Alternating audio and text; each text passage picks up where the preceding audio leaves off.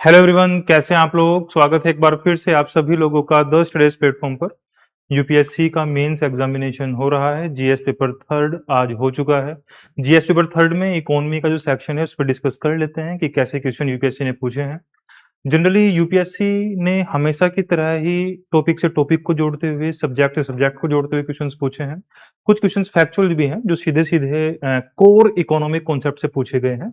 जैसे कि question number 1 है। क्वेश्चन नंबर 1 आपके सामने है कि डिजिटल रुपये से आप क्या समझते हैं। इस संदर्भ में भारत के केंद्रीय बैंक डिजिटल मुद्रा की कार्य प्रणाली तथा प्रगति का वर्णन कीजिए। देखो, 150 शब्दों में इस क्वेश्चन का आंसर लिखना है। इसको आप दो भागों में डिवाइड कर सकते हो। जैसे फर्स्ट हाफ में कि डिजिटल रुपये से आप क्या समझते हो। डिजिटल रुपये के डेफिनेशन से हम इस क्वेश्चन की शुरुआत करेंगे। इस संदर्भ में भारत का केंद्रीय बैंक डिजिटल मुद्रा, एक्चुअली डिजिटल रुपये को ही सीबीडीसी बोलते हैं, central bank of digital currency, की कार्य प्रणाली तथा प्रगति का वर्णन कीजिए। तो एक सेकंड बस। जैसे हम इसमें क्या कर सकते हैं, सबसे पहले कि डिजिटल रुपया क्या है, और डिजिटल रुपये को ही सीबीडीसी बोलते हैं, सेंट्रल बैंक डिजिटल करेंसी। प्यारे बच्चों, डिजिटल डिजिटल रुपया आरबीआई द्वारा जारी की गई जो फिएट करेंसी का इलेक्ट्रॉनिक रूप या डिजिटल रूप ही होता है। तो देखो, जब भी हमें प्रस्तावना लिखना हो, इंट्रोडक्शन लिखना हो, तो अगर हम टू द पॉइंट लिखें ना तो ज्यादा अच्छा होता है। एग्जामिनर्स और जो इवेलुएटर्स होते हैं, जो आपकी कॉपी चेक कर रहे हैं, वो कहीं ना कहीं इस चीज का ध्यान भी रखते हैं, क्योंकि उनको बहुत सारी कॉपी चेक करनी है। अगर आप टू द पॉइंट लिखते हो तो आपको ज्यादा मार्क्स मिलते हैं। तो हम लोग शुरुआत ऐसे ही करेंगे। जैसे जब हम प्रस्तावना की बात करें तो प्रस्तावना में आप सीधे सीधे डिजिटल रुपये की डेफिनेशन लिखो। हम्म तो सबसे पहले, जैसे अभी मैंने आपको बताया,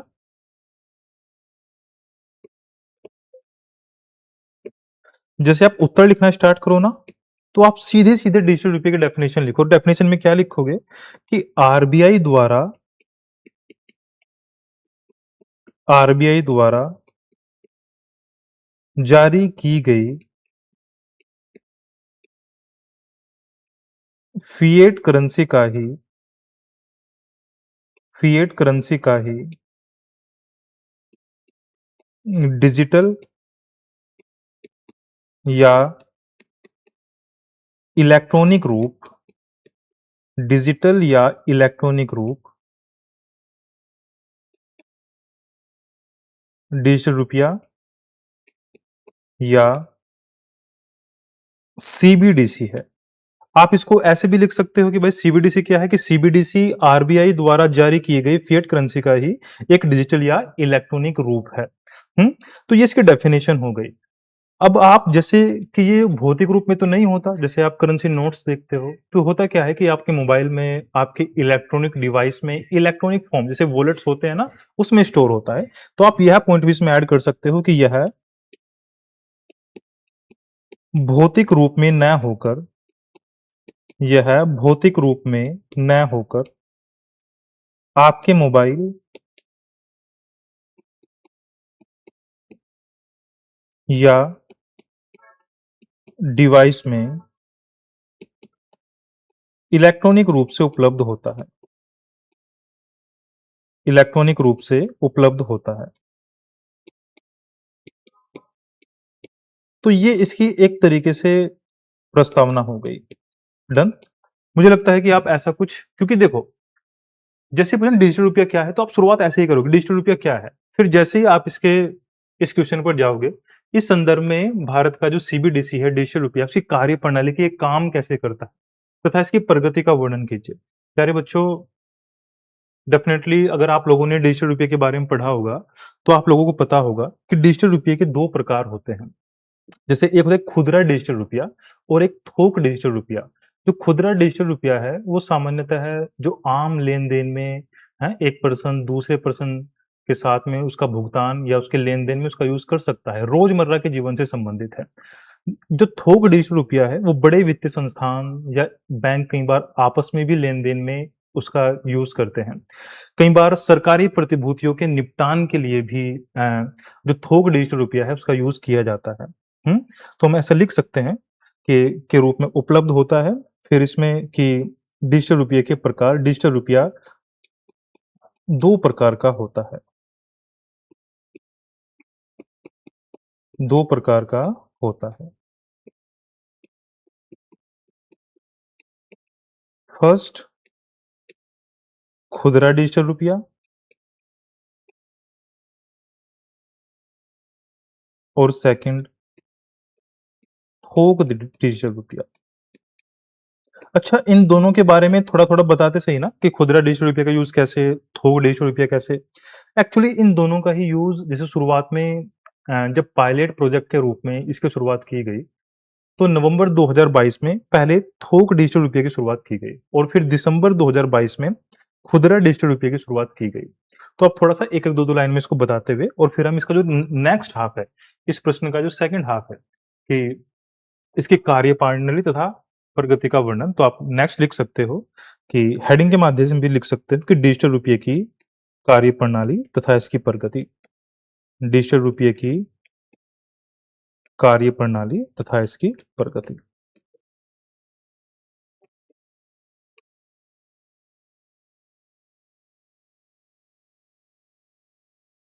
देखो, जब हम डिजिटल रुपये की कार्यप्रणाली की बात करते हैं, तो जिस टेक्नोलॉजी का इसमें यूज़ किया जाता है, जनरली होता क्या है कि आरबीआई द्वारा अधिकृत कुछ बैंक जैसे एसबीआई है, आईसीआईसीआई बैंक है, वो इसको इश्यू करते हैं। हुँ? और फिर जैसे आप अपने मोबाइल एप्लीकेशंस में एप्लीकेशन डाउनलोड करने के बाद वॉलेट्स में इसको स्टोर करते हैं और फिर आप इसका यूज़ कर सकते हैं, पीयर टू पीयर इसका ट्रांज़ैक्शन होता है। डन? इसमें जो टेक्नोलॉजी का यूज़ किया जाता है, जैसे ब्लॉकचेन टेक्नोलॉजी,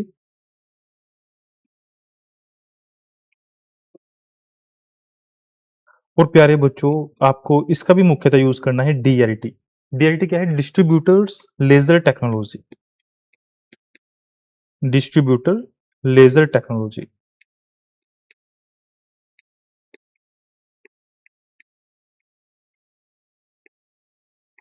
डन? अब इसकी प्रगति, तो आप प्रगति में लिख सकते हो कि नवंबर-दिसंबर 2022 में एक पायलट प्रोजेक्ट के रूप में थोक डिजिटल मुद्रा और खुदरा डिजिटल रुपये की शुरुआत की गई। इसका जो दायरा है वो आप 2 भागों में इसको वर्गीकृत कर सकते हैं। अभी इसकी प्रगति के रूप में आरबीआई जो प्लान कर रहा है वो काफ़ी इम्पोर्टेंट है। जब आप उसके बारे में जानोगे तो आपको भी लगेगा कि वॉव! जैसे कई बार क्या होता है कि गवर्नमेंट विभिन्न सब्सिडी प्रदान करती है। जैसे प्रधानमंत्री किसान सम्मान निधि योजना, उसमें वो 6-6 हज़ार रुपए किसानों को 3 किस्तों में प्रोवाइड कर रही है। अब जनरली अगर वो पैसा दिया जा रहा है किसानों को उर्वरकों के लिए या कृषि लागत को कम करने के लिए, तो आरबीआई प्लान कर रहा है कि किसी खास उद्देश्य के लिए अगर हम उन 6,000 रुपयों को डिजिटल रुपये के रूप में किसानों तक पहुँचाएँगे और फिर ये सेट किया जाएगा, ये फिक्स किया जाएगा कि वो जो रुपया है वो उर्वरक खरीदने के लिए, बीज खरीदने के लिए ही किसान उसका यूज़ कर सकते हैं। तो आप उसको भी मेंशन कर सकते हो। हुँ? तो आप इसमें लिख सकते हो प्रगति के रूप में, मैं इस यहीं पर मेंशन कर दे रहा हूँ, जो सबसे अच्छा यूज़ इसका हो सकता है।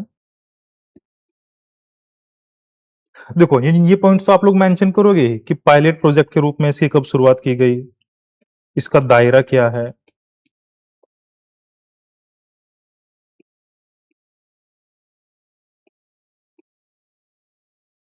इसका दायरा क्या है? तो दायरे को आप बताओ कि खुदरा डिजिटल मुद्रा भी है और थोक डिजिटल मुद्रा भी है, थोक डिजिटल रुपया भी है।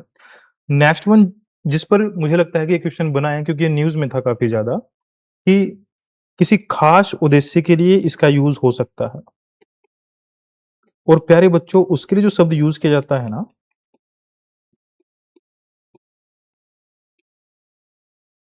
Programmable payments. जैसे मैंने अभी आपको बताया कि किसानों को जो सब्सिडी वगैरह दी जाती है, अगर वो खास उद्देश्य के लिए दी जाती है, तो ऐसा हो सकता है कि वो डिजिटल मुद्रा के फॉर्म में दिया जाए और ये फिक्स किया जाए कि उर्वरक खरीदने के लिए, बीज खरीदने के लिए इसका यूज़ हो सकता है। डन? और ऑफलाइन ट्रांज़ैक्शन भी इसका हो सकता है। तो अगर ये सारे पॉइंट्स हम इसमें ऐड ऑन करेंगे तो निश्चित रूप से मुझे लगता है कि एक पूर्ण आंसर होगा, एक पूर्ण उत्तर होगा और यूपीएससी इस पर अच्छे मार्क्स एस्पिरेंट्स को देगी। खैर, देखो मैं एक बार फिर रिपीट कर देता हूँ, आपके सामने है। सबसे पहले इंट्रोडक्शन में हम क्या लिख सकते हैं, टू द पॉइंट, कि डिजिटल मुद्रा क्या है, डिजिटल रुपया क्या है, इसको हम सीबीडीसी भी बोल सकते हैं। ये भौतिक रूप से ना होकर आपके मोबाइल या डिवाइस में इलेक्ट्रॉनिक रूप से उपलब्ध होता है। इसके दो प्रकार होते हैं, खुदरा डिजिटल रुपया और थोक डिजिटल रुपया। दोनों के बारे में आप एक एक लाइन में बता सकते हो। इसकी कार्यप्रणाली तथा इसकी प्रगति। कार्यप्रणाली, आरबीआई अपने अधिकृत बैंकों में इसको इशू करता है, जैसे अभी मुख्यतः एसबीआई और आईसीआईसीआई बैंकों में इसकी शुरुआत हो चुकी है। शुरुआत में ये सिर्फ मेट्रो सिटीज में था, अभी टायर 2 और टायर 3 जो सिटीज हैं उसमें भी इसका यूज हो रहा है। इसमें जिस टेक्नोलॉजी का यूज किया जाता है, blockchain technology, DIT, distribution ledger technology. इसकी प्रगति के बारे में, पायलट प्रोजेक्ट के रूप में नवंबर दिसंबर 2022 में इसकी शुरुआत की गई। इसके दायरे के बारे में आप लोग बता सकते हैं। तीसरा कि आरबीआई प्लान कर रहा है कि खास उद्देश्य के लिए इसका यूज किया जा सकता है। उसके लिए जो शब्द यूज किया जाता है, प्रोग्रामेबल पेमेंट्स। जैसे मैंने अभी आपको बताया कि किसानों को जो सब्सिडी दी जा रही है, अगर वो डिजिटल मुद्रा के रूप में दिया जाए और वो उसका यूज उर्वरक खरीदने के लिए या बीज खरीदने के लिए कर सके, ये फिक्स किया जाए। ऑफलाइन भी इसका ट्रांजेक्शन किया जा सकता है। तो ये कुछ पॉइंट्स हैं जो आप इस क्वेश्चंस के आंसर में लिख सकते हो, और 150 शब्दों में लिखना है तो 150 शब्दों के लिए इतना डेटा मोर देन एनफ है। खैर, तो आगे बढ़ें, चलिए आगे बढ़ते हैं। अगला क्वेश्चन क्या है, एक बार देख लेते हैं। देखो, आप इसके माध्यम से भी समझ सकते हो कि आरबीआई डिजिटल रुपया इश्यू करते हैं अपने अधिकृत बैंक को, जैसे कि एसबीआई है, आईसीआईसीआई बैंक्स हैं। और फिर जो यूजर्स हैं वो डिजिटल रूप में अपने वॉलेट्स में इसको स्टोर कर सकते हैं और फिर पीयर टू पीयर इसका ट्रांजेक्शन किया जा सकता है। चलिए आगे बढ़ते हैं। अगला प्रश्न क्या है कि इस दृष्टिकोण का परीक्षण कीजिए कि वित्तीय समावेशन भारत जैसे देश में सामाजिक तथा आर्थिक समावेशन का अभिन्न हिस्सा है। आरबीआई के वित्तीय समावेशन सूचकांक की उपयोगिता पर भी प्रकाश डालिए। देखो, जब भी भारत में वित्तीय समावेशन की बात होती है, फाइनेंशियल इंक्लूजन की बात होती है, तो जैम ट्रिनिटी का हमेशा यूज किया जाता है, और जैम ट्रिनिटी की भूमिका भी है वित्तीय समावेशन में। जैसे प्रधानमंत्री जन धन योजना के बाद वित्तीय समावेशन में अभूतपूर्व वृद्धि हुई है। आधार कार्ड, जब आधार कार्ड से बैंक अकाउंट लिंक होने लगे तो निश्चित रूप से डीबीटी है, डायरेक्ट बेनिफिट ट्रांसफर, और उससे बैंक अकाउंट लिंक होने के बाद डायरेक्टली पैसा जो है वो लोगों के खाते में जाने लगा, बैंक अकाउंट में जाने लगा। जो मीडिएटर्स हैं, बिचौलिए हैं, वो सब साइड हो गए। तीसरा, मोबाइल। तो जब इन तीनों का यूज कोई भी पर्सन करता है तो उसका वित्तीय समावेशन के क्षेत्र में अभूतपूर्व वृद्धि हुई है, और निश्चित रूप से वित्तीय समावेशन से सामाजिक तथा आर्थिक समावेशन भी होता है। अभी हम इसके बारे में डिस्कस करेंगे कि ये कैसे होता है। जैसे इस क्वेश्चन को हम कैसे शुरुआत करेंगे, तो सबसे पहले वित्तीय समावेशन क्या होता है, वित्तीय समावेशन के डेफिनेशन से ही अगर हम इसको स्टार्ट करें, उसको हम इंट्रोडक्शन में लिखें, तो उससे अच्छा हमारे लिए कुछ नहीं हो सकता। जैसे वित्तीय समावेशन का क्या अर्थ है, तो आप ऐसे स्टार्ट कर सकते हो कि वित्तीय समावेशन का अर्थ, क्वेश्चन नंबर 2 के उत्तर की मैं बात कर रहा हूं। वित्तीय समावेशन का अर्थ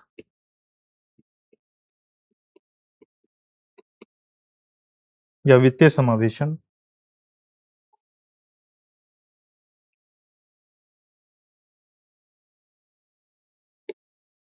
ऐसे लिखो आप, वित्तीय समावेशन का आशय देश में सभी वर्गों, मुख्यतः वंचित व निम्न आय वर्ग तक, मुख्यतः वंचित व निम्न आय वर्ग तक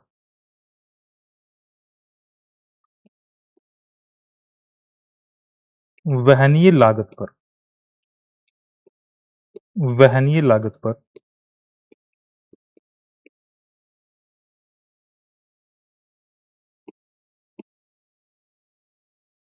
वित्तीय सेवाओं की पहुंच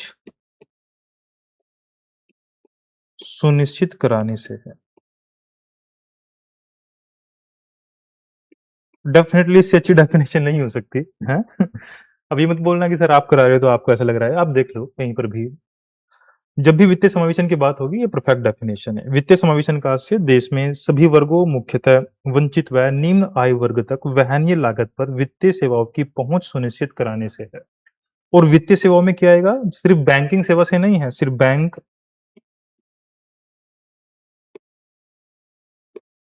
क्योंकि बैंक की सेवाएं भी तो आजकल बहुत इसका भी तो काफी ज्यादा विस्तार हो गया है ना। बैंक सेवाएं, बीमा, और बैंक सेवाएं में ही बचत और ऋण, सहायकी, पेंशन, तो ये सारी चीजें हैं। समझ रहे हो आप इस चीज को? हाँ। तो एक, क्योंकि एक टाइम तक तो भारत में एक बड़े वर्ग का बैंक में अकाउंट तक नहीं होता था, और जब बैंक में अकाउंट तक नहीं होगा तो जो ये सरकारी योजनाएं हैं, क्या इसकी इसका जो फायदा है वो उस वर्ग तक पहुंच पाएगा जिसका बैंक में अकाउंट तक नहीं है? फिर मीडिएटर्स के माध्यम से उसको फायदा पहुंचेगा, और मीडिएटर्स के माध्यम से फायदा पूरा पहुंचता नहीं है, आप सब लोग जानते हो। समझ रहे हो आप? हाँ। और आप इसमें लिख सकते हो कि भारत में वित्तीय समावेशन के लिए जैम ट्रिनिटी का महत्वपूर्ण योगदान है। और इसमें J4 जनधन योजना, A4 आधार और M4 मोबाइल, आप इसका भी इसमें यूज करो। अब नेक्स्ट पॉइंट क्या है, अगर आप इस प्रश्न को ध्यान से देखोगे तो आपको बताना है कि वित्तीय समावेशन सामाजिक तथा आर्थिक समावेशन का अभिन्न हिस्सा है। तो निश्चित रूप से वित्तीय समावेशन आर्थिक तथा सामाजिक समावेशन का एक महत्वपूर्ण हिस्सा है। तो आर्थिक समावेशन में इसकी क्या भूमिका है, तो आप लोग लिखो कि वित्तीय समावेशन की या वित्तीय समावेशन से ही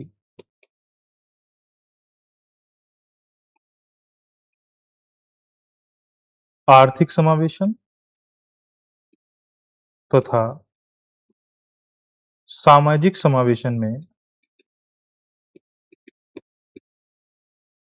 महत्वपूर्ण भूमिका होती है, जो कि निम्नलिखित है।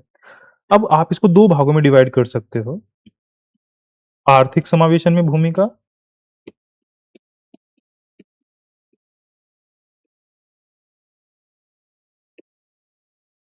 और नेक्स्ट वित्तीय समावेशन में भूमिका।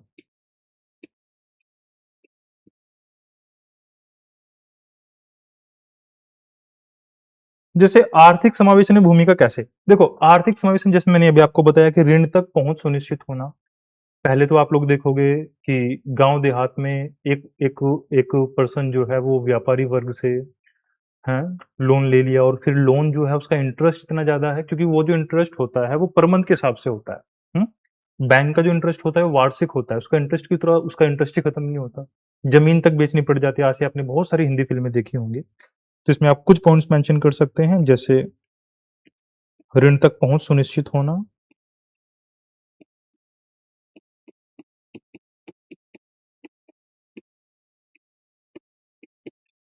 तथा शोषण से मुक्ति, तथा शोषण से मुक्ति। हुँ? आप इसमें एक दूसरा पॉइंट ऐड ऑन कर सकते हैं, हुँ? पूँजी निर्माण व उद्यमता। ये बहुत इंपॉर्टेंट पॉइंट है, पूँजी निर्माण व उद्यमता। देखो, बहुत सारी ऐसी योजनाएँ हैं गवर्नमेंट की, जैसे प्रधानमंत्री मुद्रा योजना। आप लोग खुद सोचो कि अगर वित्तीय समावेशन नहीं होगा, अगर बैंक में लोगों के अकाउंट तक नहीं होंगे, तो क्या वो प्रधानमंत्री मुद्रा योजना का फ़ायदा उठा पाएँगे? निश्चित रूप से नहीं उठा पाएँगे। प्रधानमंत्री मुद्रा योजना है, जिसके तहत 10 लाख रुपए तक बिना सिक्योरिटी के लोन मिल जाता है, अगर आप कोई काम करना चाहते हो, कोई छोटा-मोटा। हुँ? तो प्रधानमंत्री मुद्रा योजना का आप इसमें उदाहरण ले सकते हैं, प्रधानमंत्री मुद्रा योजना। डन प्यारे बच्चों? हैं? आप अपनी सेविंग कर सकते हैं, बचत कर सकते हैं। डन? और दूसरा पॉइंट कि यहाँ पर आपको हमें लिखना है, चलो पेन का कलर चेंज कर लेते हैं। इस सामाजिक समावेशन में क्या भूमिका है? देखो, अगर आर्थिक समावेशन होगा ना, तो निश्चित रूप से सामाजिक समावेशन भी होगा।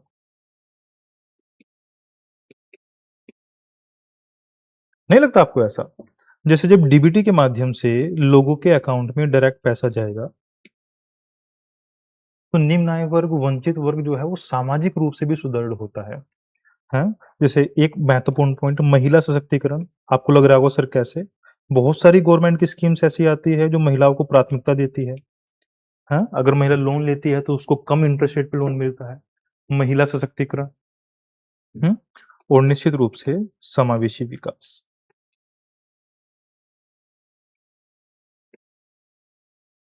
डन? तो ये आप पॉइंट इसमें मेंशन कर सकते हो। अब आप क्वेश्चंस को देखो। देखो, वित्तीय समावेशन भारत जैसे देश में सामाजिक तथा आर्थिक समावेशन का अभिन्न हिस्सा है, तो हमने बताया कि हाँ, वो क्यों अभिन्न हिस्सा है। आरबीआई के वित्तीय समावेशन सूचकांक की उपयोगिता पर भी प्रकाश डालिए। अब देखो, ये जो आरबीआई का फाइनेंशियल इंक्लूजन इंडेक्स है ना, वित्तीय समावेशन सूचकांक है, इसको भी प्रीलिम्स में पूछा था। तो हाँ, इसको भी प्रीलिम्स में पूछा था, और जिसने प्रीलिम्स में किया होगा वो उसको यहाँ पर भी करेगा, हैं? नहीं लगता आपको ऐसा? हुँ? अप्रैल 2021 में 1 सेकंड, हाँ, इसमें नेक्स्ट पॉइंट क्या है कि इसमें वित्तीय समावेशन सूचकांक की क्या भूमिका है? तो आप लोग लिखो वित्तीय समावेशन सूचकांक की भूमिका।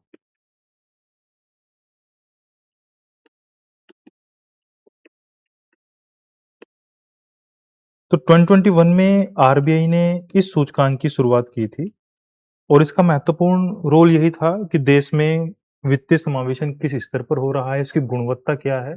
इसने गुणवत्ता पर ज़्यादा जोर दिया, और इसके इंडिकेटर्स जिस पर जारी किए थे लगभग 97 हैं, लेकिन 3 उसमें सबसे इम्पोर्टेंट है, 3 व्यापक हैं। और वो 3 व्यापक कौन-कौन से हैं? जैसे हमेशा आपको पता होना चाहिए पहुँच, सेकंड उपयोग, और तीसरा गुणवत्ता। पहुँच का जो वेटेज है वो लगभग 35% है, उपयोग का वेटेज जो है वो लगभग 45% है, और गुणवत्ता का लगभग 20% है। पहुँच कैसे? कि किन-किन क्षेत्रों में जो वित्तीय सेवाएँ हैं जैसे एटीएम, बैंकों की ब्रांच, वो उपलब्ध है या नहीं है? फिर लोग उसका उपयोग कर पा रहे हैं या नहीं कर पा रहे हैं, ये पता कैसे लगेगा? लोगों के अकाउंट से, हैं? लोगों पर बीमा सुविधाओं से। तीसरा गुणवत्ता। अब गुणवत्ता का मतलब सिर्फ ये नहीं है कि आपको आपने सर्विसेज़ दे दी, हैं? किसी पर्सन ने का बैंक में अकाउंट तो है, लेकिन वो वित्तीय क्षेत्र में साक्षर ही नहीं है, उसको पता ही नहीं है कि उसको अपने इस बैंक अकाउंट का यूज़ कैसे करना है। तो इस सूचकांक की ये सबसे अच्छी बात है कि इसने 20% वेटेज जो है वो सेवाओं की गुणवत्ता पर भी रखा है। आपके क्षेत्र में एटीएम तो है, लेकिन आपको एटीएम का यूज़ करना नहीं आता। समझ रहे हो आप? तो उसने उसको भी 20% वेटेज दिया है। डन? तो आप ऐसे लिख सकते हो। और नेक्स्ट पॉइंट जो इस क्वेश्चन में पूछा गया है कि जो वित्तीय समावेशन सूचकांक है, इसकी प्रमुख उपयोगिता क्या है? तो आप इसी के आधार पर जब देखोगे ना, तो आप ऐसे लिख सकते हो इसमें कि इसने अ, सिर्फ संख्याओं में बढ़ोतरी की बजाय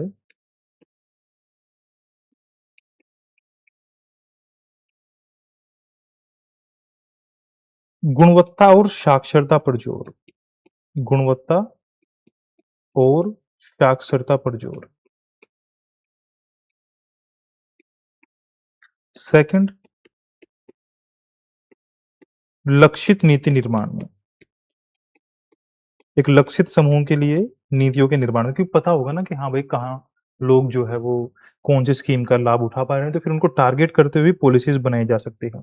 इसका व्यापक मापन है जो हम लोगों ने अभी डिस्कस किया। और प्यारे बच्चों, उसकी प्रगति का भी मानक है, क्योंकि प्रगति के आधार पर ही ये 0 से 100 तक, ये 0 से 100 तक जो है अपना इंडेक्स जारी करता है। और 0 का मतलब होता है पूर्ण पूर्ण रूप से वित्तीय अपवर्जन, बिल्कुल भी वित्तीय समावेशन नहीं है, 0। और 100 का मतलब होता है पूर्ण वित्तीय समावेशन। डन?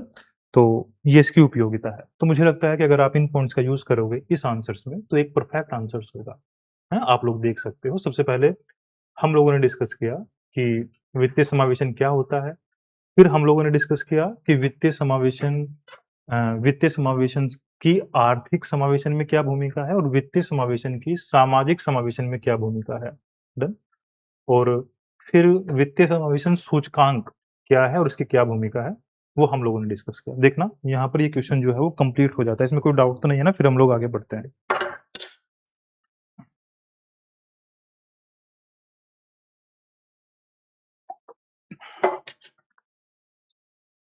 चलिए अगला प्रश्न कौन-सा है एक बार देख लेते हैं।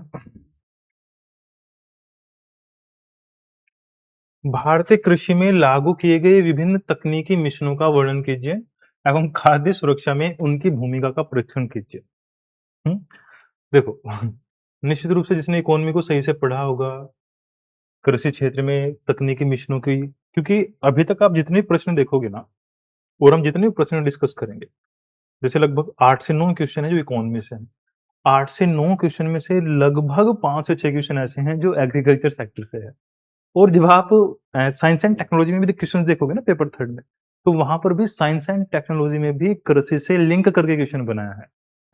तो जब तक आप टॉपिक से टॉपिक को नहीं जोड़ोगे, आप सब्जेक्ट से सब्जेक्ट को नहीं जोड़ोगे, तब तक आप एक अच्छा आंसर नहीं लिख पाओगे। जैसे सीधा-सीधा कि भाई भारतीय कृषि में विभिन्न तकनीकी मिशन जो अभी तक स्टार्ट किए गए हैं, आपको उनके बारे में बताना है और उनकी खाद्य सुरक्षा में क्या भूमिका है। देखो, ये तो ऑब्वियस है कि अगर कोई भी तकनीकी मिशन कृषि क्षेत्र में आया है, तो खाद्य सुरक्षा को ही सुनिश्चित करने के लिए आया है। क्योंकि जब हम लोग आज़ाद हो रहे हैं, तो उस समय तो खाद्य सुरक्षा हमारे पास थी ही नहीं, हैं? हम लोग एक तरीके से खाद्य रूप से भी अमेरिका जैसे देशों पर निर्भर थे, वहाँ से पीएल 480 नामक एक गेहूँ का हम लोग आयात भी करते थे। हुँ? तो विभिन्न तकनीकी मिशनों के माध्यम से, क्योंकि तकनीकी मिशन का भारतीय कृषि में क्या योगदान होगा? तो निश्चित रूप से कृषि उत्पादकता और गुणवत्ता को बढ़ाने में। तो जब आप इसी तरीके से इसकी प्रस्तावना को लिखना स्टार्ट करोगे, जैसे मुझे लगता है कि आपको शुरुआत भी ऐसे ही करनी चाहिए कि भारतीय कृषि में तकनीकी मिशनों का आशय कृषि उत्पादकता को बढ़ाना तथा उसमें गुणवत्ता को बढ़ाने के लिए भारत सरकार द्वारा शुरू की गई लक्षित परियोजनाओं से है। भारत सरकार ने जो लक्षित परियोजनाएं, लक्षित मिशनों को शुरुआत किया है कृषि उत्पादकता तथा उसमें गुणवत्ता को बढ़ाने के लिए, तो यही आप इसके इंट्रोडक्शन में लिख सकते हैं। डन प्यारे बच्चों? कर सकते हैं हम लोग ऐसा? हैं? बिल्कुल कर सकते हैं। चलिए, तो जो क्वेश्चन नंबर थर्ड है,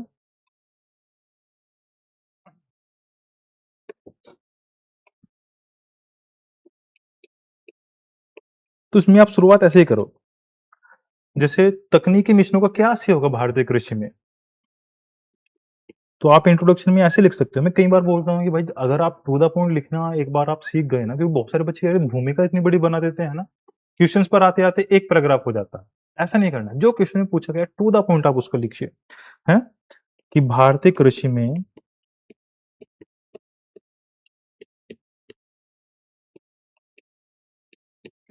तकनीकी मिशनों का आशय क्या है? कृषि उत्पादकता तथा उसमें गुणवत्ता को बढ़ाने के लिए भारत सरकार द्वारा शुरू की गई लक्षित परियोजनाओं से है, या लक्षित सरकारी पहलों से है। तो कृषि उत्पादकता और उसमें गुणवत्ता को बढ़ाने के लिए भारत सरकार के द्वारा जो तकनीकी मिशन शुरू किए गए, उनको हम लोग लिस्ट से लिख लेते हैं। जैसे कौन-कौन से तकनीकी मिशन? जैसे आप लोग इसकी शुरुआत कर सकते हो हरित क्रांति से ही। हरित क्रांति में जो हाई यील्ड सीड्स हैं, तो वहाँ से आप उसकी शुरुआत, वो भी एक तकनीकी मिशन ही है ना कि आपने हाई यील्ड सीड्स का प्रयोग करना स्टार्ट किया। और फिर उसके बाद जैसे हरित क्रांति में हाई यील्ड सीड्स की शुरुआत से आप इसमें लिखना स्टार्ट कर सकते हैं। और फिर इसके बाद जैसे तिलहन पर प्रौद्योगिकी मिशन, खाद्य तेलों में आत्मनिर्भर बनने के लिए भारत सरकार ने इसको स्टार्ट किया। तिलहन पर प्रौद्योगिकी मिशन, और इसकी शुरुआत कब हो रही है? 1986 में। आप इसके बाद लिख सकते हैं कपास पर प्रौद्योगिकी मिशन, और कपास पर प्रौद्योगिकी मिशन ये कब लॉन्च किया गया? सन 2000 में। राष्ट्रीय खाद्य सुरक्षा मिशन, राष्ट्रीय खाद्य सुरक्षा मिशन को स्टार्ट किया गया 2007 में। और राष्ट्रीय खाद्य सुरक्षा मिशन ये था कि उन्नत बीजों के माध्यम से जो गेहूं है, चावल है, दाल, मोटा अनाज है, इसकी उत्पादकता को बढ़ाने संबंधित, ताकि खाद्य सुरक्षा सुनिश्चित की जा सके, है। एकीकृत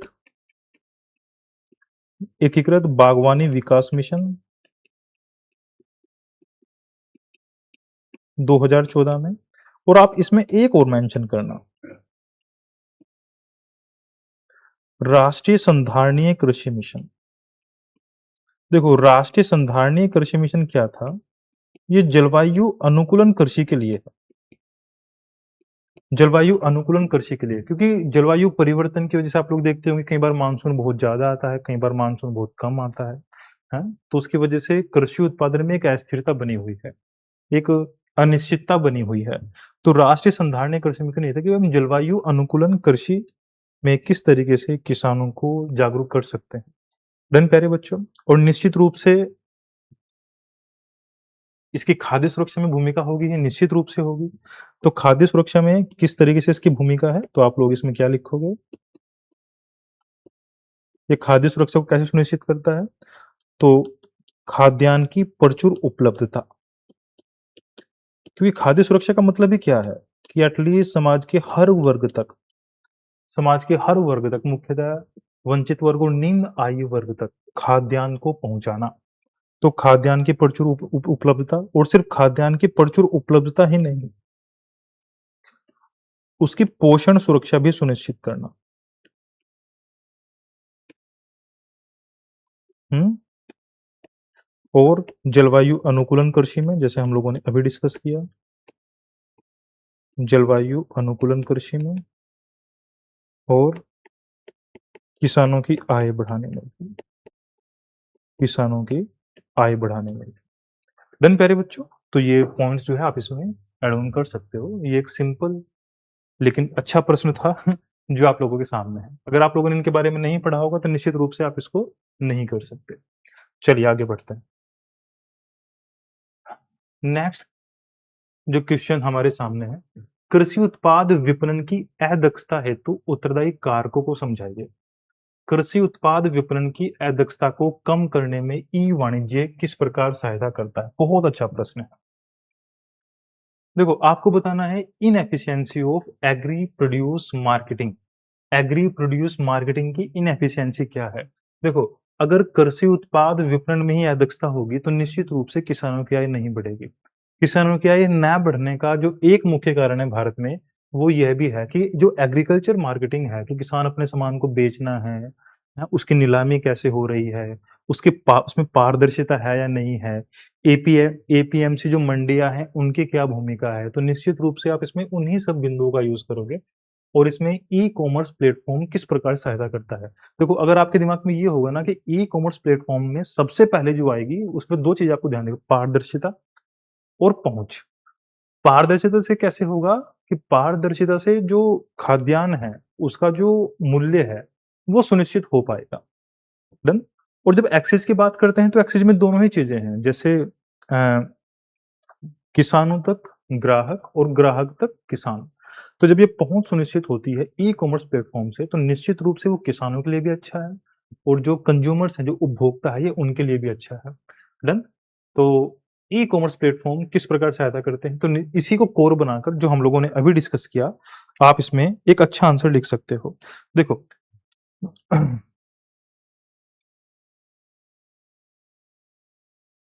जैसे आप इसमें पहला पॉइंट क्या लिखोगे कि कृषि विपणन की अदक्षताओं के कारण क्या है। जब भी कारण की बात होगी ना, तो दो चीजें आपके दिमाग में आनी चाहिए। ये क्वेश्चन कौन सा है? क्वेश्चन 4, कृषि विपणन अदक्षता के कारण। तो जो आप इंट्रो में लिखोगे, तो कृषि विपणन अदक्षता के जो मुख्य कारण है प्यारे बच्चों, वो क्या है? संरचनात्मक सृजनात्मक और संस्थागत बाधाएं। आप इसको इंट्रो में ऐड करोगे। डन। और संरचनात्मक और संस्थागत बाधाएं आप इंट्रो में ऐड करने के बाद जब आप मेन बॉडी में आओगे तो आप इसको फिर विस्तार से लिखोगे। विस्तार से कैसे? जैसे पहला पॉइंट, एपीएमसी मंडियों की कमी या इनकी सीमित भूमिका। आप कमी लिख लो। एपीएमसी मंडियों की कमी कैसे? कि मंडियों में जो व्यापारी वर्ग है,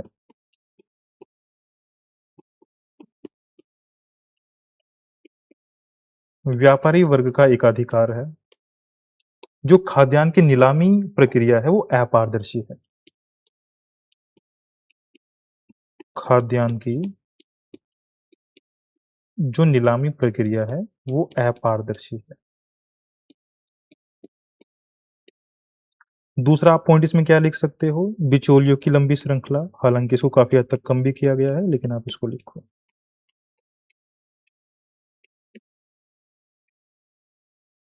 हम्म तीसरा सबसे इंपॉर्टेंट पॉइंट, जिसको आप शुरुआत में लिख सकते हो, अवसंरचना की कमी। और अवसंरचना की कमी को आप दो भागों में लिख सकते हो। अवसंरचना की कमी कैसे? जैसे जब खाद्यान्न को किसान के खेत से किसी उद्योग तक पहुंचाया जाता है और फिर उसको बनने के बाद जब कस्टमर तक पहुंचाया जाता है तो आप इसको अपस्ट्रीम और डाउनस्ट्रीम रिक्वायरमेंट के हिसाब से भी लिख सकते हो। डन। और प्यारे बच्चों, निश्चित रूप से जब आप अपस्ट्रीम रिक्वायरमेंट्स लिखोगे तो उसमें जो सबसे बड़ी जो मुझे अवसंरचना में कमी लगती है वो है भंडारण की समस्या। भंडारण व कोल्ड स्टोरेज की समस्या। उसकी वजह से कई बार कृषि उत्पाद खराब हो जाते हैं और जो सब्जियां हैं, फ्रूट्स हैं, जो डेयरी प्रोडक्ट हैं, वो तो 1 या 2 दिन के बाद ही खराब हो जाते हैं। समझ रहे हो आप इस चीज़ को? हाँ, तो ये आप इसमें मेंशन करोगे। तीसरा, सूचना का अभाव। किसानों तक कई बार सही सूचनाएँ टाइम तक नहीं पहुँचती हैं। तो ये है कृषि विपणन अदक्षता के कारण। अब इसको ठीक कैसे करना है? अगर ये आप 4-5 पॉइंट ही विस्तार से लिखोगे तो निश्चित रूप से एक अच्छा आंसर होगा। अब जो इसका सेकंड हाफ है, वो आप देखो यहाँ पर देख भी सकते हैं कि अब इसका सॉल्यूशन क्या है? तो सॉल्यूशन आपके सामने है। जैसे एपीएमसी और अभी हमने इसमें इंटरमीडिएट्स का ज़िक्र किया, इंफ्रास्ट्रक्चर का डेफिसिट है, जैसे अभी हमने इसकी अवसंरचना की कमी डिस्कस किया, तो ये एक फ्लो चार्ट है, जो हमने डिस्कस किया वही इसमें है। तो हाँ, इसके इसके सॉल्यूशन में जैसे एफपीओ है, फार्मर प्रोड्यूसर्स ग्रुप्स हैं, ऑर्गेनाइजेशंस हैं, उसकी भूमिका हो सकती है, लॉजिस्टिक कॉस्ट को कैसे कम किया जा सकता है, वो सारी चीज़ें हैं। तो हाँ, अब इसमें ई-वाणिज्य की क्या भूमिका है? ई-कॉमर्स प्लेटफ़ॉर्म की इसमें क्या भूमिका है? देखो, सबसे पहले तो ई-वाणिज्य क्या करता है कि जो बिचौलिए हैं, जो मीडिएटर्स हैं, उनको समाप्त करता है। तो बिचौलियों की समाप्ति। मैं आपको इसमें कुछ एग्ज़ाम्पल्स भी बताऊँगा, तो और थोड़ी क्लैरिटी आएगी। दूसरा, इससे पारदर्शिता बढ़ती है। नीलामी प्रक्रिया में पारदर्शिता बढ़ती है। त्वरित व सुरक्षित भुगतान। त्वरित व सुरक्षित भुगतान। हुँ? और सबसे इम्पोर्टेंट पॉइंट, कृषि आपूर्ति श्रृंखला सुनिश्चित होती है। कृषि आपूर्ति श्रृंखला सुनिश्चित होती है ई-कॉमर्स प्लेटफ़ॉर्म से और इसमें 2 चीज़ों को आप ज़रूर मेंशन करो। एक ई-नाम, जो कि अप्रैल 2016 में भारत सरकार ने स्टार्ट किया और अभी कुछ प्राइवेट प्लेयर्स भी हैं जो एग्रीटेक स्टार्टअप्स हैं, वो भी स्टार्ट हो रहे हैं भारत में और इनमें एक काफ़ी सक्सेस भी हुआ जिसका नाम है डी हार्ट। तो आप ये इसमें ज़रूर मेंशन करो। अगर आपने इतना किया तो निश्चित रूप से आपका एक अच्छा आंसर माना जाएगा। देखना ये समझ में आया क्या? फिर हम लोग आगे बढ़ते हैं।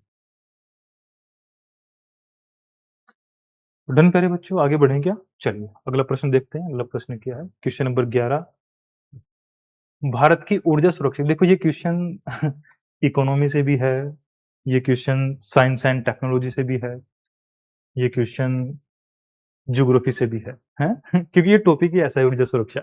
लेकिन जब मैंने इस क्वेश्चन को देखा तो मुझे लगा कि शायद क्या श्योर, ये क्वेश्चन जो है वेस्ट एशिया कॉन्फ्लिक्ट की वजह से जो अ, एनर्जी सप्लाई बाधित हुई है भारत में, जो ऊर्जा की आपूर्ति बाधित हुई है भारत में, भारत क्या पूरी दुनिया में, तो उस पर ये क्वेश्चन बना है। तो भारत की ऊर्जा सुरक्षा की प्रमुख चुनौतियों को समझाइए। आर्थिक समृद्धिता संधारणीयता के साथ ऊर्जा सुरक्षा को सुनिश्चित करने हेतु आप किन उपायों का सुझाव देंगे? तो प्यारे बच्चों, देखो ऊर्जा सुरक्षा क्या है और इसकी क्या मुख्य चुनौतियां हैं, वो हमें जरूर पता होना चाहिए। और आर्थिक समृद्धि को सुनिश्चित करते हुए इकोनॉमिक ग्रोथ भी हमारा होता रहे, हम किस तरीके से ऊर्जा सुरक्षा को सुनिश्चित कर सकते हैं। देखो सबसे पहले ऊर्जा सुरक्षा क्या है? तो ऊर्जा सुरक्षा से तात्पर्य निश्चित रूप से राष्ट्र की आर्थिक वृद्धि और नागरिकों की आवश्यकता को वहनीय लागत पर ऊर्जाओं की आपूर्ति कराने से है। ऊर्जा की निर्बाध और सतत आपूर्ति कराने से है, क्योंकि सिर्फ आपूर्ति नहीं, सतत आपूर्ति अगर हम लिखेंगे तो ज़्यादा अच्छा रहेगा। तो ये आप इसमें इंट्रोडक्शन में लिख सकते हो कि भाई ऊर्जा सुरक्षा क्या है। अब मेन पॉइंट ऊर्जा सुरक्षा से संबंधित चुनौतियाँ क्या है? तो अगर वेस्ट एशिया कॉन्फ्लिक्ट आपके दिमाग में होगा, तो निश्चित रूप से आप इसमें लिख सकते हैं, जो सबसे बड़ी चुनौती है भारत में, वो है उच्च आयात निर्भरता। उच्च आयात निर्भरता। हुँ? और मैं ये क्लास में भी बोलते-बोलते थक गया कि जब हम ऑयल की बात करते हैं, भारत में क्रूड ऑयल की बात करते हैं, तो भारत के क्रूड ऑयल के मामले में 85% आयात निर्भरता है। और जो हम प्राकृतिक गैस की बात करते हैं तो प्राकृतिक गैस के मामले में 50% आयात निर्भरता है भारत की। प्राकृतिक गैस के मामले में, नेचुरल गैस के मामले में और कच्चे तेल के मामले में। और अगर इतनी ज़्यादा आयात निर्भरता है तो उसका जो प्रभाव है आप वो भी इसमें मेंशन करो। उससे क्या होता है, राजकोषीय दबाव बढ़ता है। राजकोषीय दबाव बढ़ता है, राजकोषीय घाटे में वृद्धि होगी, उसके साथ-साथ हमारा जो विदेशी मुद्रा भंडार है उस पर भी इसका प्रतिकूल प्रभाव पड़ेगा, हैं? और उसकी वजह से अगर क्रूड ऑयल महँगा होगा तो क्रूड ऑयल की वजह से एक आयातित मुद्रास्फीति होगी, क्योंकि बाकी जो प्रोडक्ट है वो भी महँगे होने लगे, जो आप देख भी रहे हो। तो आप इसमें 3 चीज़ों का ज़रूर ज़िक्र करो। राजकोष दबाव, तीसरा विदेशी मुद्रा भंडार पर प्रतिकूल प्रभाव,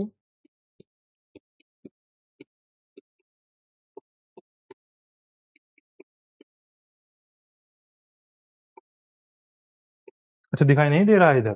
चलो इसको ऐसे कर लेते हैं, ये देखिए, ठीक है? और प्यारे बच्चों तीसरा पॉइंट आप इसमें लिखो, आयातित मुद्रास्फीति,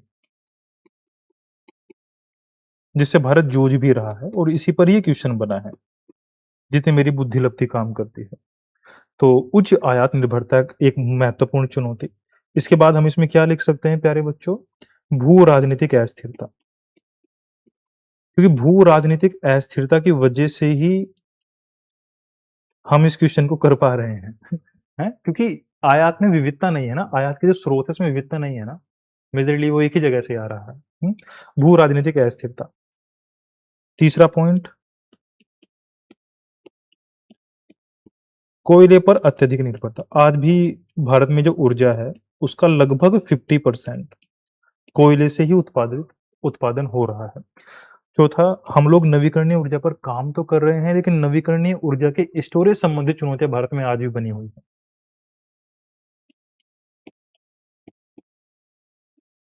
नवीकरणीय ऊर्जा के स्टोर संबंधी या भंडारण संबंधी चुनौतियां, इसमें आप 2 चीज लिखो, भंडारण संबंधी तथा एकीकरण संबंधी चुनौतियां।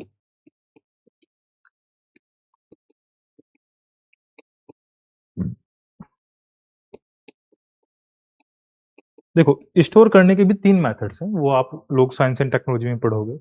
जैसे आप लोगों ने एक सुना होगा बैटरी ऊर्जा भंडारण प्रणाली,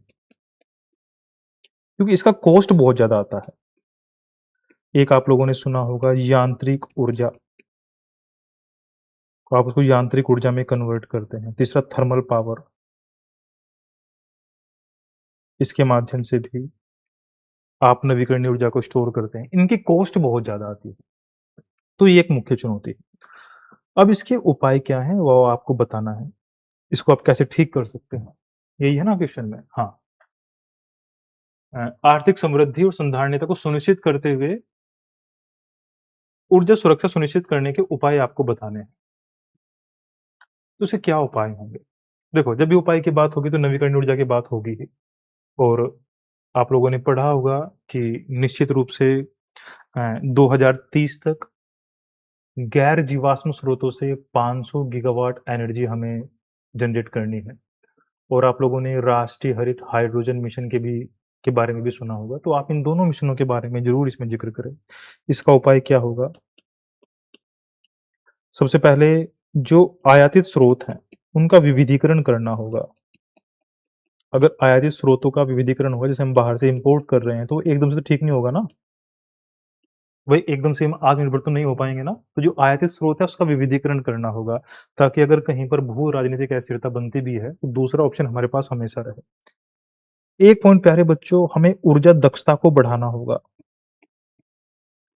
और ऊर्जा दक्षता को बढ़ाना तो इसमें कुछ गवर्नमेंट के इनिशिएटिव का भी ज़िक्र करो, जैसे उजाला योजना है, एलईडी बल्ब वगैरह उसका यूज़ करना है। दूसरा इसमें आप एक पॉइंट का यूज़ और करो, हाँ, पीएम कुसुम।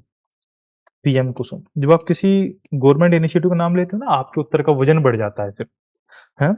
और तीसरा पॉइंट जो मैंने अभी आपको बताया कि स्वच्छ ऊर्जा और नवीकरणीय ऊर्जा पर हमें काम करना होगा। और उसमें इसमें हम सराहनीय काम कर भी रहे हैं। इसमें आप 2 चीज़ों का ज़िक्र करो, एक राष्ट्रीय हरित हाइड्रोजन मिशन,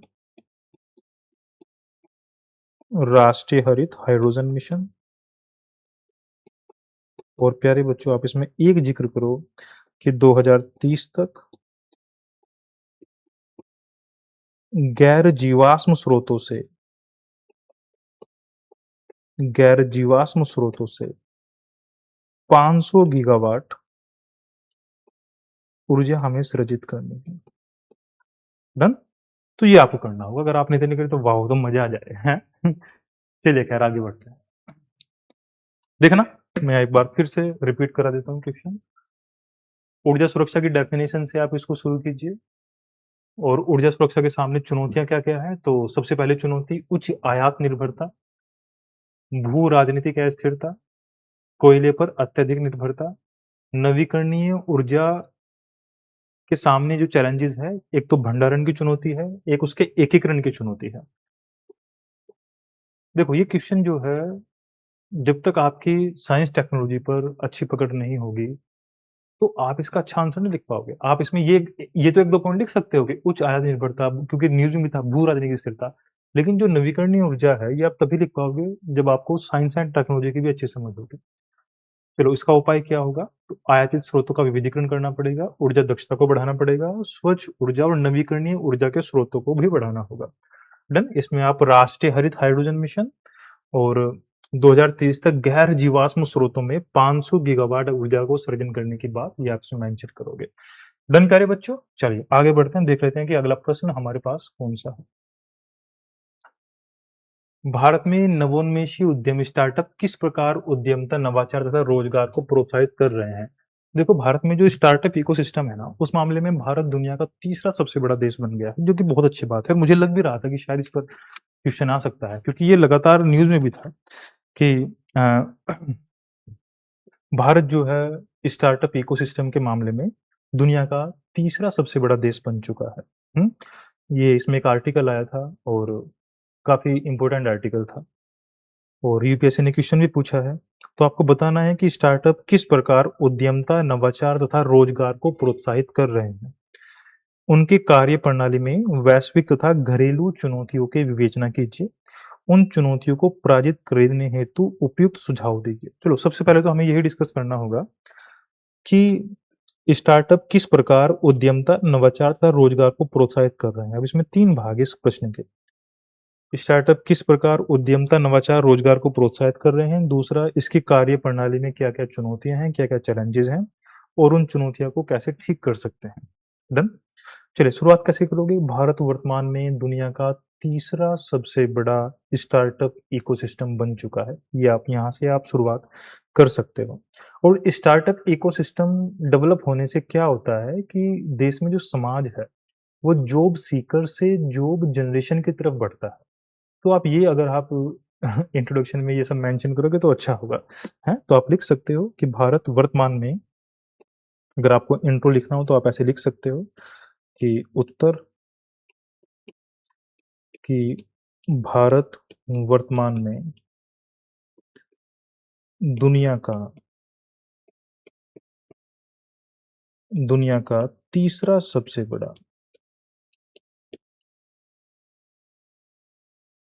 स्टार्टअप इकोसिस्टम है।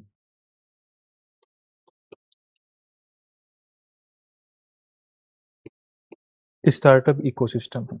इससे क्या होता है? इससे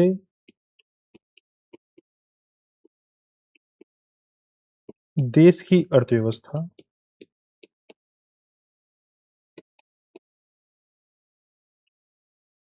जॉब सीकर सोसाइटी से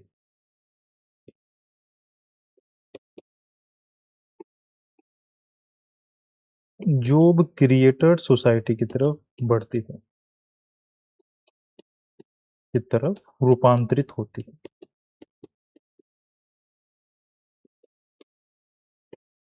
डन। अब नेक्स्ट पॉइंट क्या है कि इसकी उद्यमता,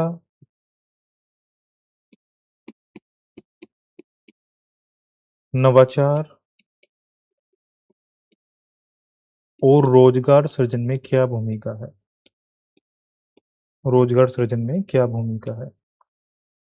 देखो उद्यमता में क्या भूमिका होगी कि जब ऐसा होता है ना, तो निश्चित रूप से प्यारे बच्चों, समाज में व्यावसायिक जोखिम लेने की पद्धति या समाज में व्यावसायिक जोखिम लेने की प्रवृत्ति में विकास होता है या प्रवृत्ति में वृद्धि होती है। तो आप ये लिख सकते हो कि इसमें उद्यमता पे क्या होगा, जैसे इसके लिए एक भारत की बड़ी चीज़ है स्टार्टअप इंडिया, तो आप उसका ज़िक्र करो। आप इसमें लिखो कि स्टार्टअप इंडिया जैसी पहल ने भारतीय समाज में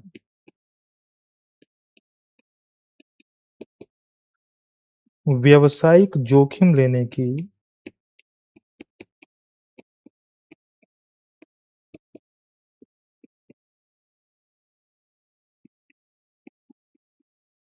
प्रवृत्ति में विकास किया, प्रवृत्ति में वृद्धि की।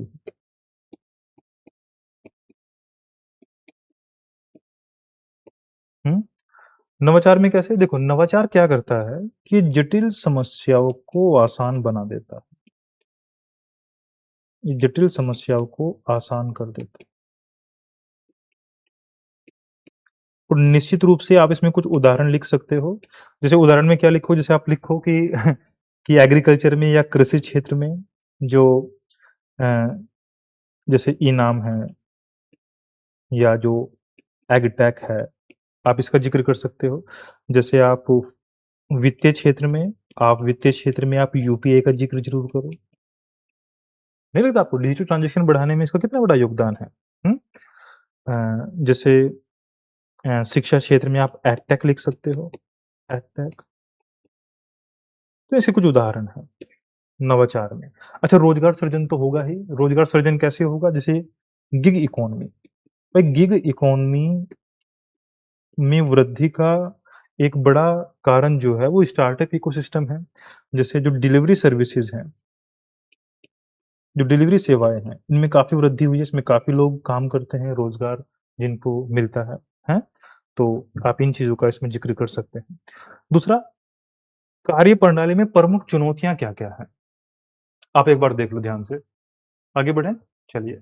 हाँ, नेक्स्ट पॉइंट ये आ गया, कार्यप्रणाली में प्रमुख चुनौतियाँ क्या-क्या हैं? तो एक वर्ड काफ़ी ज़्यादा न्यूज़ में था और काफ़ी आर्टिकल्स में भी इसको मेंशन किया गया था कि जब हम इसकी कार्यप्रणाली में प्रमुख चुनौतियों की बात करेंगे,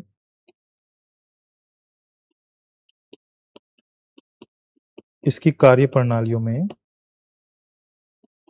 जब प्रमुख चुनौतियों की बात करेंगे, तो जैसे इसको आप 2 भागों में डिवाइड कर सकते हैं कि वैश्विक चुनौती, क्योंकि क्वेश्चन में पूछा भी है कि वैश्विक और घरेलू स्तर पर, तो आप इसको 2 भागों में डिवाइड कर लीजिए, वैश्विक चुनौती और दूसरा घरेलू चुनौती। तो वैश्विक चुनौती में आप एक शब्द यूज़ करो, फंडिंग विंटर, क्योंकि वैश्विक आर्थिक मंदी की वजह से फंडिंग विंटर, वैश्विक आर्थिक मंदी की वजह से भू राजनीतिक अस्थिरता की वजह से, अभी आप लोग देख रहे हो रशिया यूक्रेन और वेस्ट एशिया कॉन्फ्लिक्ट, निवेशक जो है वो अपने पैसे से हाथ, अपनी फंडिंग से हाथ पीछे खींच रहे हैं। आप लोगों ने देखा भी कि पिछले 3-4 महीनों में जो भारत में एफपीआई निवेशक हैं, उन्होंने अपने निवेश को वापस लिया। समझ रहे हो आप? तो उसके लिए जो शब्द यूज़ किया जाता है वो फंडिंग विंटर। हुँ? एक सप्लाई चेन बाधा है। 2 पॉइंट लिखो, कोई दिक्कत नहीं है। सप्लाई चेन बाधा है, आपूर्ति श्रृंखला में बाधा है, ऐसे लिखो, आपूर्ति श्रृंखला में बाधा। क्योंकि देखो स्टार्टअप है, अब ऐसा तो है नहीं कि उसमें जो भी रॉ मटेरियल सब यहीं मिल जाएगा। जैसे अगर कोई इलेक्ट्रॉनिक स्टार्टअप है तो उसको सेमीकंडक्टर चिप्स की आवश्यकता होगी। हालाँकि भारत उसमें काम कर रहा है, लेकिन अभी उतना भी काम नहीं हुआ है कि उन सब का उत्पादन भारत में ही हो रहा है। समझ रहे हो आप? तो सप्लाई चेन जो बाधाएँ हैं, आपूर्ति श्रृंखला जो बाधाएँ हैं, वो आप इसमें ज़रूर लिखो। घरेलू चुनौतियों में तो ये तो आँख बंद करके कहीं भी हो, आप लिखो विनियामक अनुपालन, इसमें श्रम कानूनों को आप लोग लिख सकते हो। श्रम कानूनों के साथ-साथ जैसे टैक्सेशन, वो आप इसमें मेंशन कर सकते हो। हुँ? जटिल कानूनी प्रक्रिया आप इसमें मेंशन कर सकते हो। दूसरा, प्रतिभाव का पलायन। कई बार क्या होता है कि कुछ स्टार्टअप जो है वो मूव कर जाते हैं सिंगापुर जैसे देशों में, तो जहाँ पर उनको कर संबंधी प्रणाली, कानून संबंधी प्रणाली, श्रम कानून आसान मिलते हैं, वहाँ पर शिफ्ट हो जाते हैं। तो ये प्रमुख चुनौतियाँ हैं, ये घरेलू चुनौतियाँ हैं। अब इसका सुझाव क्या होगा, इसका सॉल्यूशन क्या होगा? तो सॉल्यूशन में हाँ, देखो ये एक भाग हुआ, ये दूसरा भाग हुआ, अब तीसरा भाग।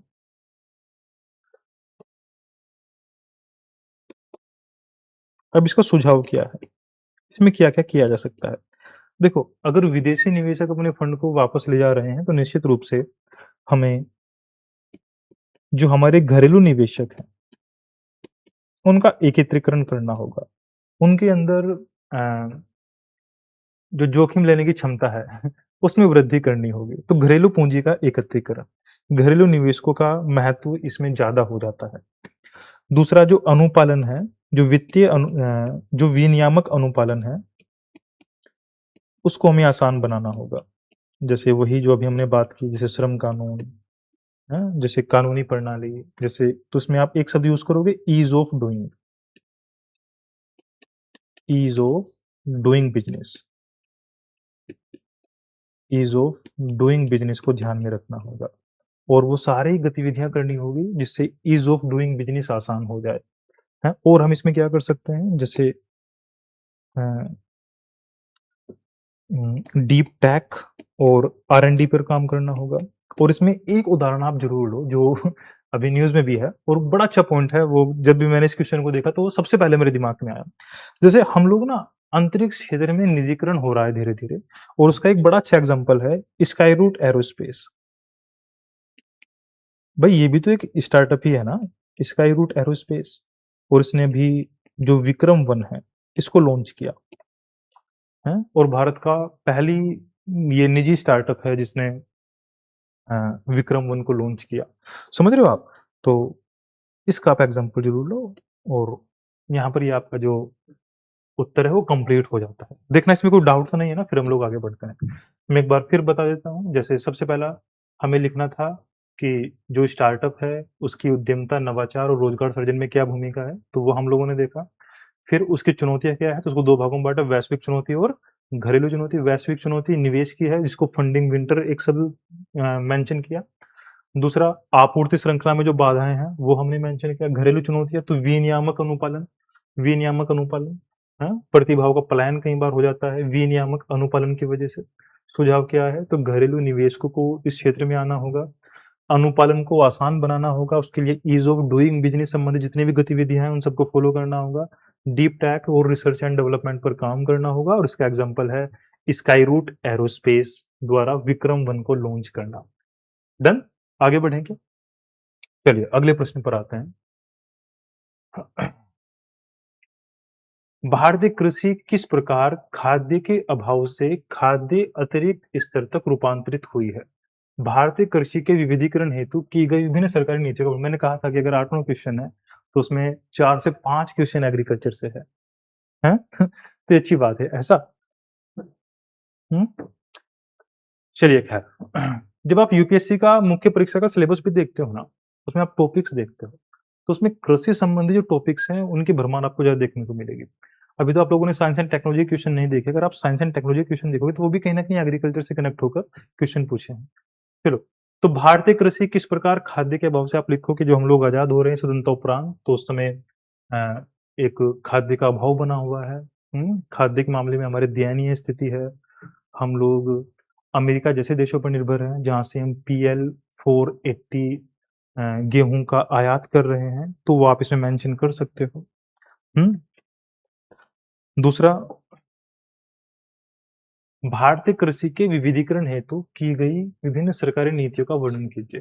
तो प्यारे बच्चों, फर्स्ट हाफ में आपको ये बताना है कि खाद्य के अभाव से खाद्य अतिरिक्त स्तर तक भारतीय कृषि किस तरीके से रूपांतरित हुई? तो क्या आप लोग बता सकते हो?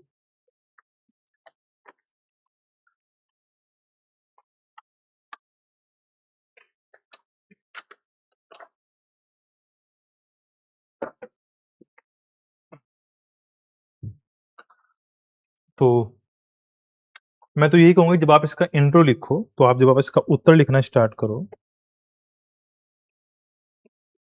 तो आप ऐसे ही लिखना स्टार्ट करो इसका उत्तर, कि स्वतंत्रता के समय भारतीय कृषि अत्यंत दयनीय स्थिति में थी। हमें खाद्यान्न के मामले में भी जबकि हमारी जीडीपी में कृषि क्षेत्र का योगदान सबसे ज़्यादा था, हमारा श्रम बल मुख्यतः कृषि क्षेत्र में संलग्न था, उसके बावजूद भी हमें खाद्यान्न के मामले में अमेरिका जैसे देशों पर निर्भर होना पड़ता था। पीएल 480 आप उसका उदाहरण लिख सकते हो। लेकिन अभी वर्तमान में भारत कृषि उत्पादन में, कृषि खाद्यान्न में आत्मनिर्भर होने के साथ-साथ चीनी, चावल, मसालों का प्रमुख निर्यातक देश बन गया है। अगर आप इतना अपने इंट्रो में लिख देना तो मज़ा आ जाए, हैं? तो आप लोग लिखोगे कि भारत किस तरीके से स्वतंत्रता के बाद जो हमारी दयनीय स्थिति थी और अभी हम खाद्यान्न के मामले में आत्मनिर्भर होने के साथ-साथ एक निर्यातक देश भी। डन? तो ये आप इंट्रो में लिख सकते हो। डन प्यारे बच्चों? अब मेन पॉइंट ये है कि इसके मुख्य कारक क्या है? अगर ऐसा हुआ है, तो इसके मुख्य कारक क्या है? देखो, मुख्य कारक में आप इसको हरित क्रांति के बिना लिख ही नहीं पाओगे। हरित क्रांति का इसमें महत्वपूर्ण योगदान है। 1960 के दशक से ही जब आप लोग देखोगे, लाल बहादुर शास्त्री के टाइम पीरियड पर हम लोगों ने इस मामले में कुछ इनिशिएटिव भी लिए। जैसे फूड कॉर्पोरेशन ऑफ इंडिया ये एस्टैब्लिश ही 1965 में हो रहा है। चलो खैर, तो इसमें हरित क्रांति का रोल काफ़ी ज़्यादा हो जाता है। दूसरा सिंचाई और मशीनीकरण।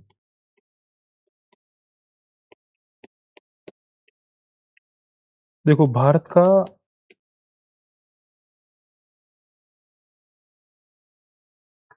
आप ऐसा मान सकते हो कि लगभग 50% ऐसा रीजन जो भारत का कुल सोन एरिया है जिसमें खेती की जाती है, उसका लगभग 50% रीजन ऐसा है, लगभग 54-55% आर्थिक सर्वेक्षण के अनुसार, जो पूर्णतः सिंचित क्षेत्र में आता है, जिसमें पंजाब पहले नंबर पर है। पंजाब जो है, पंजाब का लगभग 98 टू 99% एरिया सिंचित है।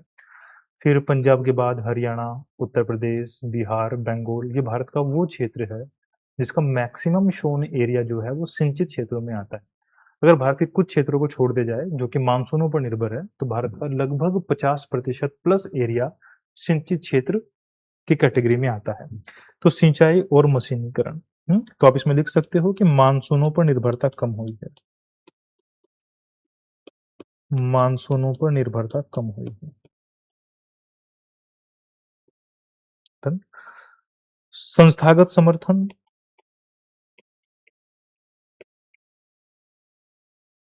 और संस्थागत समर्थन में आप लोग क्या लिखोगे? जैसे एमएसपी, मिनिमम सपोर्ट प्राइस, और अन्य सहायकी, अन्य सहायकी इसमें उर्वरक सहायकी, जो कि खाद्य सब्सिडी के बाद में दूसरी सबसे बड़ी सब्सिडी है जो भारत में दी जाती है। संस्थागत समर्थन के बाद में कुछ अन्य क्रांतियां भी हैं, तो आप उसमें जिक्र कर सकते हो, जैसे श्वेत क्रांति, नीली क्रांति, इनका भी योगदान रहा है। तो ये कुछ मुख्य कारक है। दूसरा, भारतीय कृषि के विविधीकरण हेतु सरकारी नीतियां, यही पूछा गया है ना? हाँ, भारतीय कृषि के विविधीकरण हेतु की गई विभिन्न सरकारी नीतियों का वर्णन कीजिए। तो सरकारी नीतियां क्या है? जैसे इसमें आप जब भी विभिन्न सरकारी नीतियों की बात करोगे ना प्यारे बच्चों,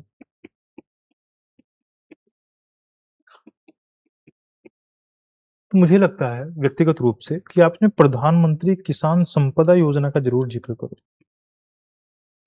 प्रधानमंत्री किसान संपदा योजना, देखो आपूर्ति श्रृंखला सुनिश्चित करने में, खाद्य प्रसंस्करण के मामले में इससे बड़ी अम्ब्रेला स्कीम भारत में अभी तक तो नहीं है। और इसी में ही जैसे कुछ इनिशिएटिव है, जैसे ऑपरेशन टोप, इसमें पहले टोमेटो, ओनियन, पोटैटो इसके खाद्य प्रसंस्करण था, लेकिन अभी इसमें बाकी जो आइटम्स हैं, सब्जियां हैं और फ्रूट्स हैं, उनको भी इसमें ऐड किया गया है। प्रधानमंत्री किसान संपदा योजना के बाद में आप इसमें श्री अन्न पर भारत सरकार ने बहुत ज़्यादा फोकस किया है, मोटे अनाज पर बहुत ज़्यादा फोकस किया है, इसको आप जरूर जिक्र करो। हम्म, एकीकृत बागवानी, एकीकृत बागवानी मिशन, खाद्य तेल पर राष्ट्रीय मिशन,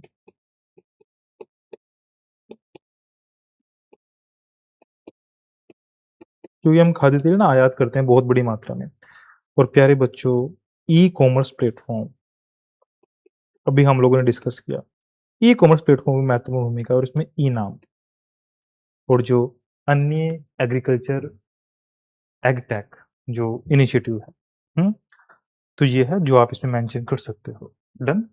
हाँ, अगर आप इन सब चीज़ों को विस्तार से लिखोगे ना, निश्चित रूप से आपका एक अच्छा उत्तर माना जाएगा। आप लोग देख सकते हैं। चलिए आगे बढ़ते हैं।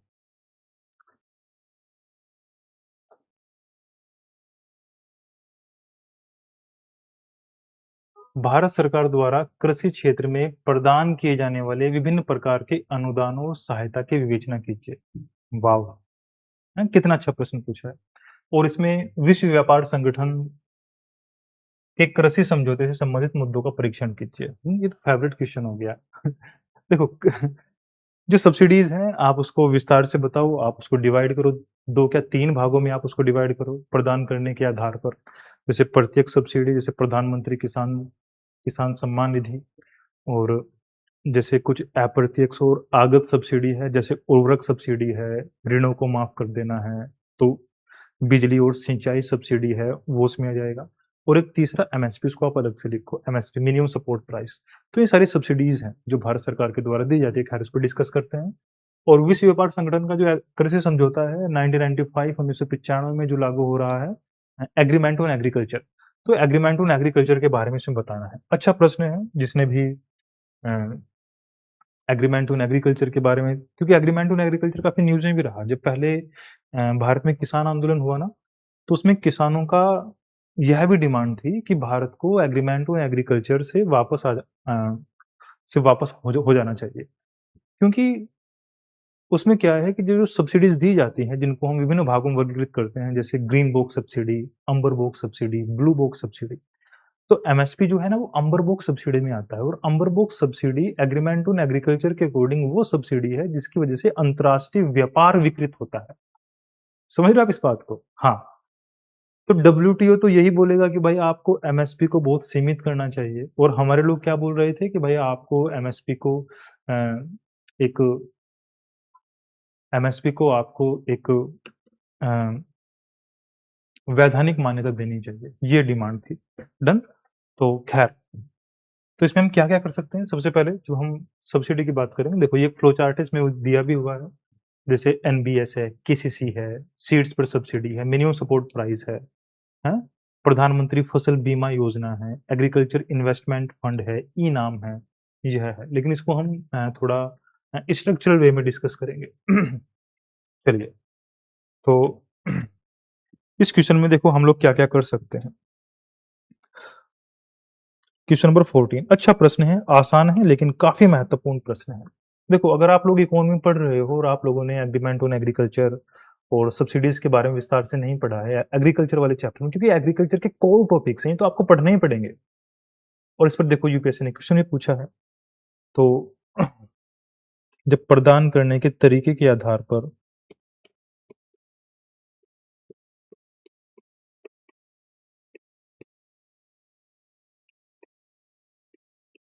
हम लोग सहायकी की बात करते हैं, तो इसमें सबसे पहले आप लिखो प्रत्यक्ष सहायकी। आप इसमें जिक्र करो प्रधानमंत्री किसान सम्मान निधि योजना, 6,000 रुपए। अप्रत्यक्ष सहायकी,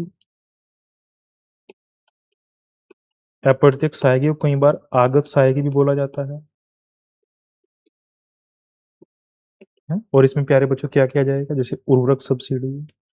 और उर्वरक सब्सिडी को भी आप 2 भागों में वर्गीकृत करो, क्योंकि 250 शब्दों में आपको लिखना है, तो काफ़ी आपको स्पेस मिलेगा, शब्द सीमा भी है। हाँ? 2 भागों में, जैसे यूरिया सब्सिडी और NBS subsidy, nutrient based subsidy. और उर्वरक सब्सिडी के बाद में बिजली और सिंचाई सब्सिडी। कई बार सरकार ऋणों को माफ़ कर देती है। हैं? ये सब आप प्रधानमंत्री फसल बीमा योजना भी आप यहाँ पर लिख सकते हैं। दूसरा एमएसपी, मिनिमम सपोर्ट प्राइस। तो ये सब्सिडी का वर्गीकरण एक हो गया हमारे सामने। अब दूसरा, जब हम एग्रीमेंट ऑन एग्रीकल्चर की बात करते हैं प्यारे बच्चों, देखो मैं आपको बताऊं, जब भी कर्ज समझौते की बात होगी, एग्रीमेंट ऑन एग्रीकल्चर की बात होगी,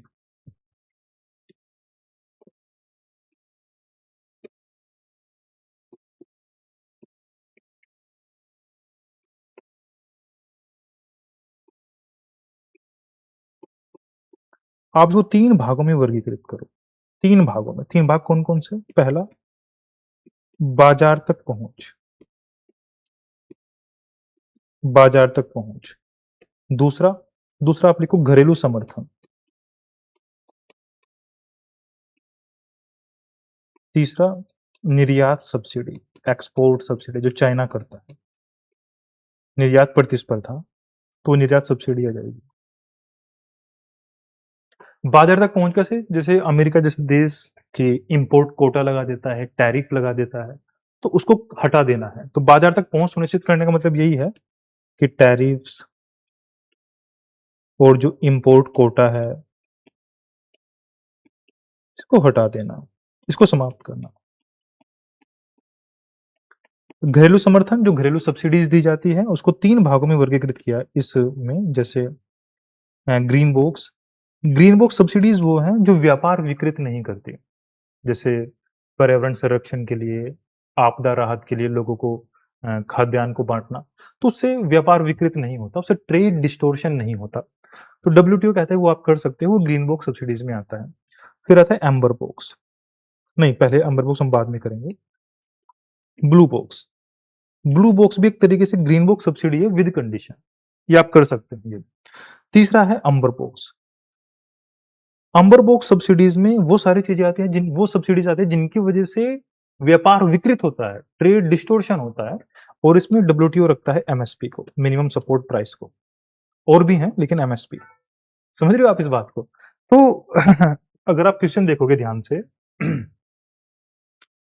तो क्वेश्चन में क्या पूछा गया है कि विश्व व्यापार संकट से संबंधित मुद्दों का परीक्षण कीजिए। तो जो भारत के सामने जो बड़ा चैलेंज है वो एक तो एमएसपी का है अम्बर बॉक्स में, क्योंकि डब्ल्यूटीओ कहता है कि एमएसपी व्यापार विकृत करता है, और भारतीय किसानों की मांग है कि एमएसपी तो होना चाहिए, बल्कि इसको वैधानिक मान्यता मिलनी चाहिए।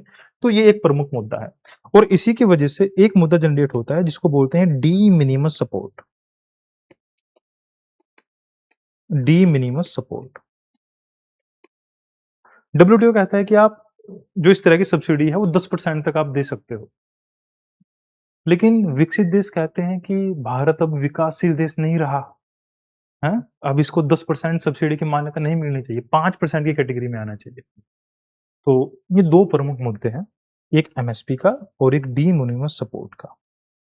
तो ये आप मेंशन करोगे तो निश्चित रूप से आपका जो आंसर है वो कंप्लीट हो जाएगा। देखना इसमें कोई डाउट तो नहीं है ना? हुँ? चलिए, तो ये इकोनॉमी से कुछ क्वेश्चंस थे जो हम लोगों ने डिस्कस किए, और आप लोगों ने देखा कि कुछ क्वेश्चंस को किस तरीके से टॉपिक से टॉपिक, सब्जेक्ट सब्जेक्ट जोड़ा गया है। अगर आप सिर्फ कोर टॉपिक्स पढ़ोगे ना और आप इंटीग्रेट करना नहीं सीखोगे चीज़ों को, तो आप एक अच्छा आंसर नहीं लिख सकते। अच्छा आंसर वही है जिसमें सभी आयामों को कवर किया जाता है। डन प्यारे बच्चों, और उसके लिए द स्टडीज काम भी करता है मणिकांत सर के गाइडेंस में, हुँ? इंटीग्रेटेड अप्रोच के साथ। चलिए, तो thank you so much again, keep learning, keep growing, thank you so much.